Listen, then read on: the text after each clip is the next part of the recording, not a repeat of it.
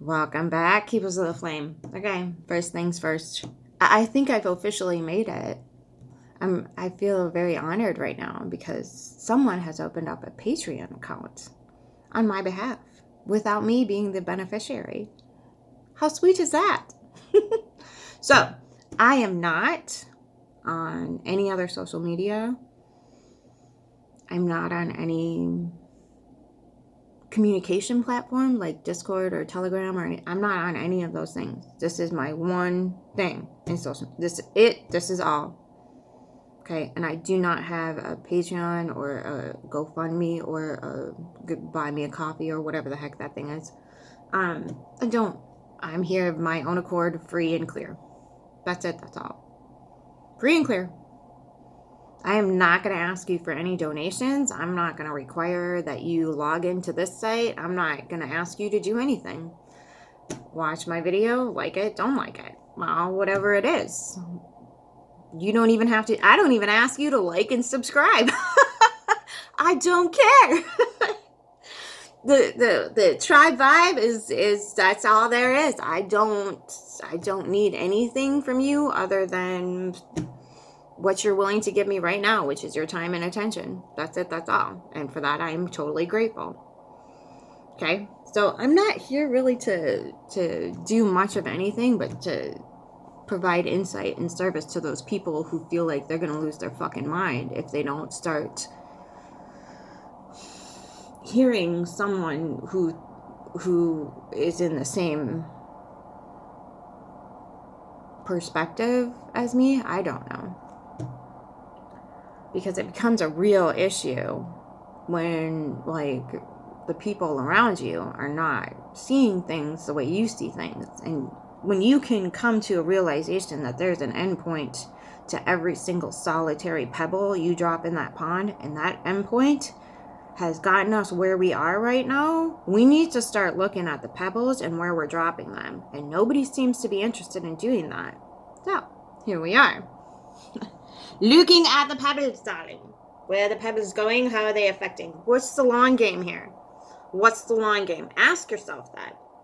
If you can't get to a logical explanation as to why somebody said what and blah, blah, blah, blah, and what kind of effect that's going to actually have on the community, and scratch your head and be like, I don't think that's a very wise decision. What are you doing?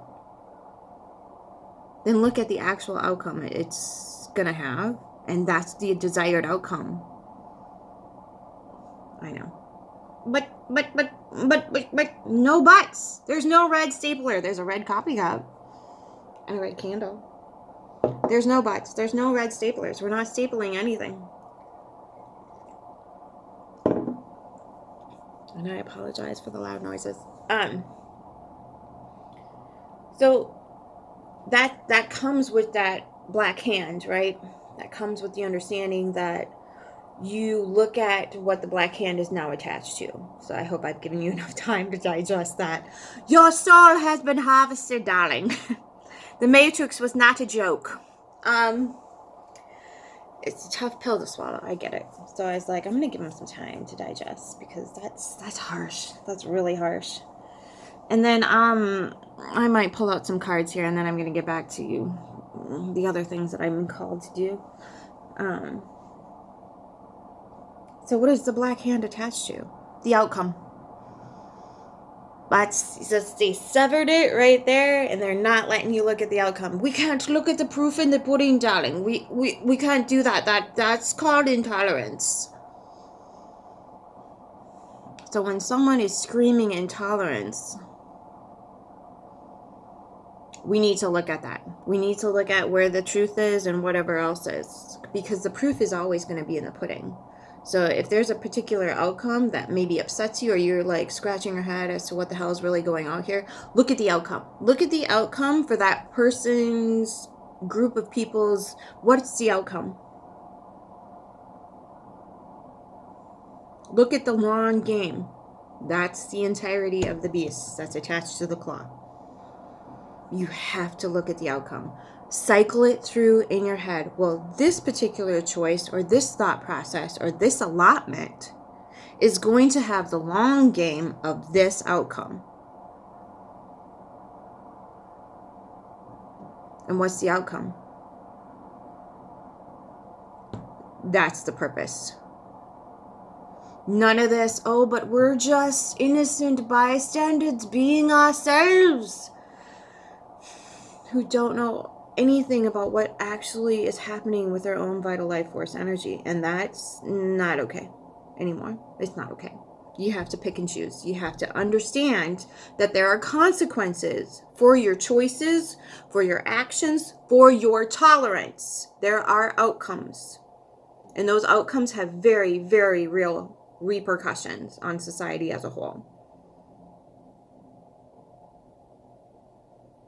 And be careful that your community, your movement, your whatever is not being infiltrated by another who is in direct opposition to you. That's happening a lot right now. That's happening a lot. There's an infiltration in the media system where, like, they're infiltrating the opposing team is infiltrating, and now really causing a lot of damage to a lot of different movements.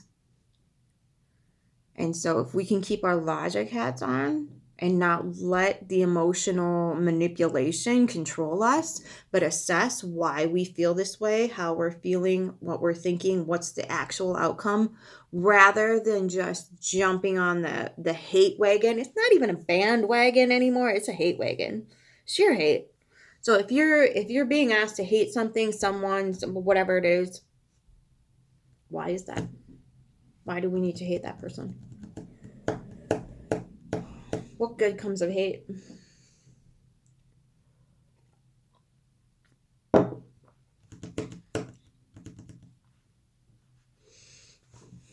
So when somebody is being drugged, what do they call that? It's like some sort of like when somebody is being spotlighted, I don't know, for their whatever it is that they did wrong. All they're garnishing is more attention. That's it. That's all. And now you've given that thing your time and attention, whether it be through love or hate or anything in between. You still have given that thing, that person, that situation, whatever it is, your time and attention.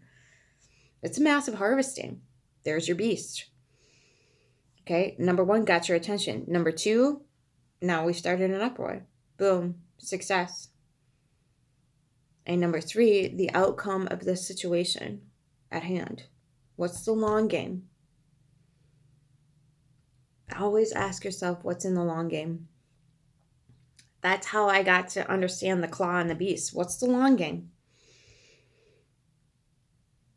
When you scream victim, what's the long game? What do you get from that?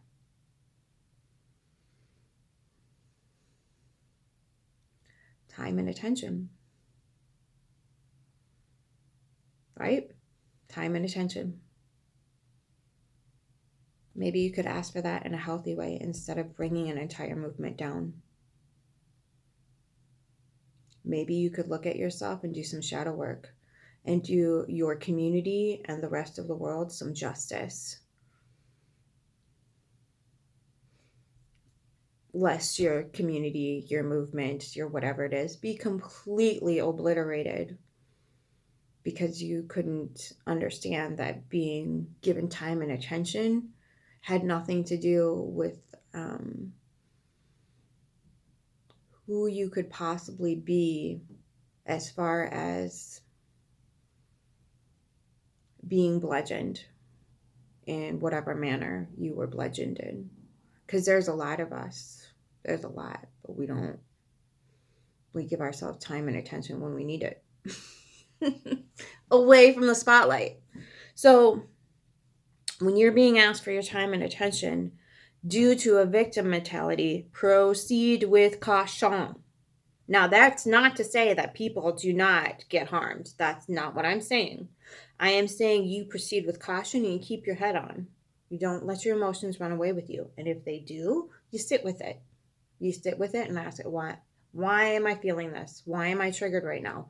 How can I bring this to a consensus right here, a meeting spot? You don't shut down your emotions and you don't shut off your brain. That's a common mistake that everybody wants to con you into. When we're in our emotional state, we're being asked to shut off our intelligence. And that's an insult, at least to me and my Gemini moon. And then when we're in our heart space, and then we're being asked to get out of the heart space and then get into our mental space, but then shut down our heart space, that offends my Scorpio stellium on a major scale. Like, no, those things need to meet and they need to coexist and they need to consult with one another.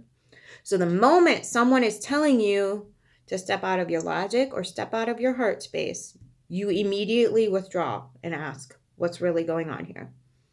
Those things are supposed to be in direct communication, so your intuition is able to be activated. And when somebody tells you not to do one or the other, you are being hijacked and conned. Look at the outcome. Where is it? Where is it coming from? That's the beast. Okay? That's the hijack. So make sure to think things all the way through. Now, I'm not saying everything's a conspiracy theory. I'm saying use your intuition. That is what you have it for. Do not step into something that has no basis in reality or logic. If someone's being harmed, ask why, who, what, when, where, and how. Why is it being highlighted? Draw it all out. What's really happening here? Find the sources. Find the facts, find the whatevers, locate that beast, okay, that is asking for your time and attention and control. And decipher if you really want to give it or not. Okay, so when we're coming to the understanding of our very life force energy being called, where is it going? Is it something I want to flood my life with? Or is it something that I need to assess and look at because it's showing up for me on a massive scale, or it's showing up in my reality, not just on a screen, but in reality. So why is that drawing in? Because I just went out and did massive exploration into a bunch of fun places to be that I vibed with, and I was fan-freaking-tabulous. But then I got home and I was like, I really don't want to get back on fucking Facebook or YouTube, whatever the heck this I don't even because it's not a happy place. It really isn't. Like, you have to work to make it happy. But it's also a place of, like, even the spiritual community, you're going, oh God, I don't want to. And here we are. So ask yourself, what's the long game? What purpose is this serving? How is it going to operate? What's going to happen in the final run of things? Am I allowed to be my authentic self? Am I allowed to think? Am I allowed to question? Am I allowed to be who I am? Am I allowed to assess? If you're not, probably not a good situation to be in, because if your freedom is being poo-pooed and taken away from you, probably not going to be a great outcome, right? So if that keeps consistently happening to you, you're just going to erode as a person as a whole. It's just going to, bye, Felicia. Forget it. It's done. It's over. If you continuously give that away. Speaking from experience. Everything I tell you is speaking from experience. I'm not telling you this out of some like oogly googly trip I had to the ethos in some astrological projection thing. No.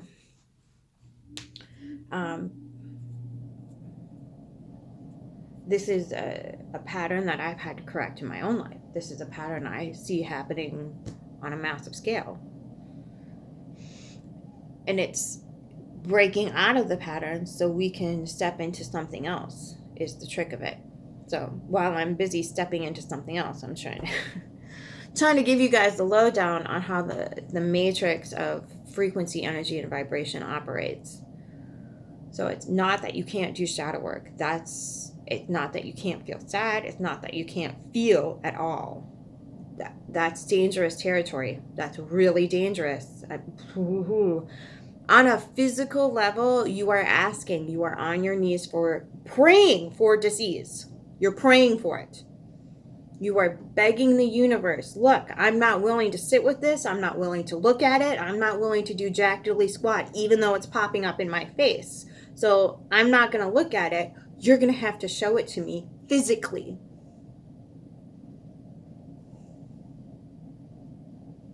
We need to learn to sit. We need to learn to sit and be okay. Learn to be still.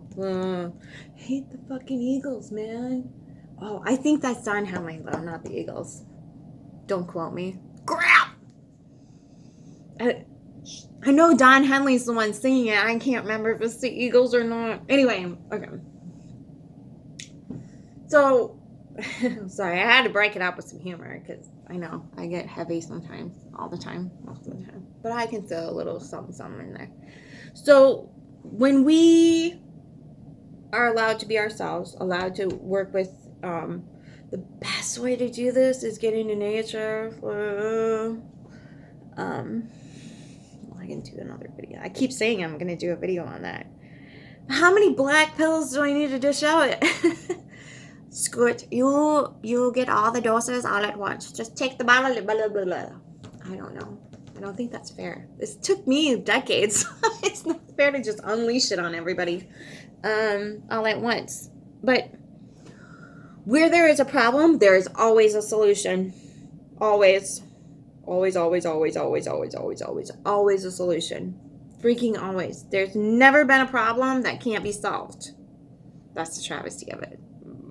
There's never been a problem that can't be solved. It's just getting the right people to like sit there and think about it long enough to come up with a effing solution. So, I'm not saying I'm the person with the solution, but I'm telling you that there's a way. Where there's a will, there is a way. And where there's a problem, there's always a solution. Period, the end. If life has taught me anything, it is that. Okay, so what else? I think that's I have so much. But like that's enough for today, lady. That's enough. So I think I'm going to cut this one off and then go directly probably gonna take forever to upload. Then go into a read. We're on 11th house stellium. Stelliums are, some people consider it 2 or more planets. Some people consider it 3 or more planets. Some people consider it 4 or more planets. If you resonate with it, just, yeah. Or if you're, I would say if your sun and moon is in that sign, definitely, for sure. Because it depends. Because, like, if you're ascending and your sun is in a house, in a house, that's huge. You can't just not call that a stellium. That's a major part of your personality. Not just an aspect of it, but the composition of it. Okay, all right, we'll do 11th house today, and then, yeah, I did get a few more decks. I've also been looking into those decks, too. Little bit of a teaser. So I got this. I love this. Oh, I don't have. Oh, I do. I got the little. Okay. So.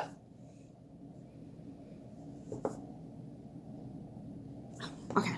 I got it. Okay. So. This is the teeny tiny one. I got, because of my teeny tiny tarot hand. Look at, they fit so nicely. I can shuffle them and not cry. So, this is the Wild Unknown Tarot deck. This is the Animal Spirit Guide. I did get the bigger one, but they're not that big. They're not ginormous. Sea Serpent. Ew. Okay. So, and then this is...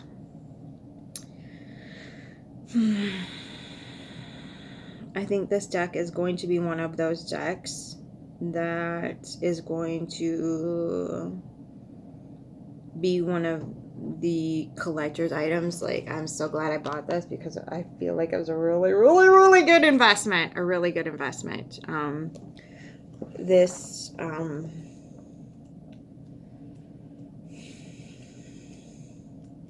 just show you. I don't even want to talk about it yet.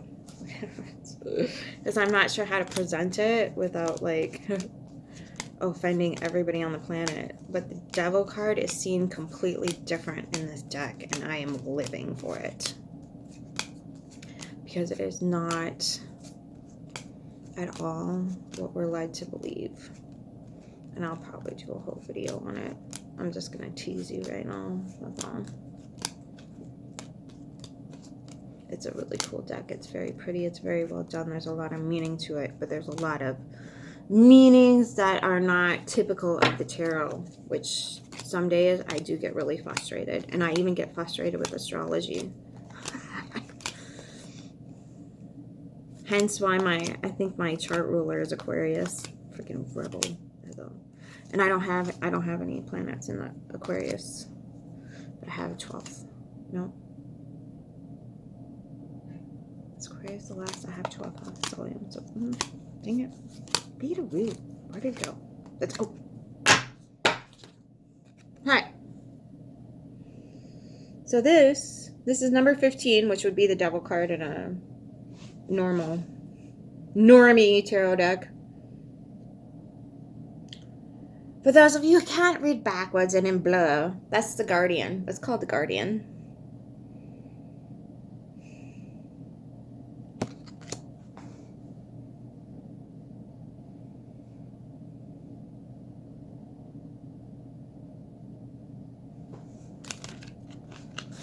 I'm just going to leave it there.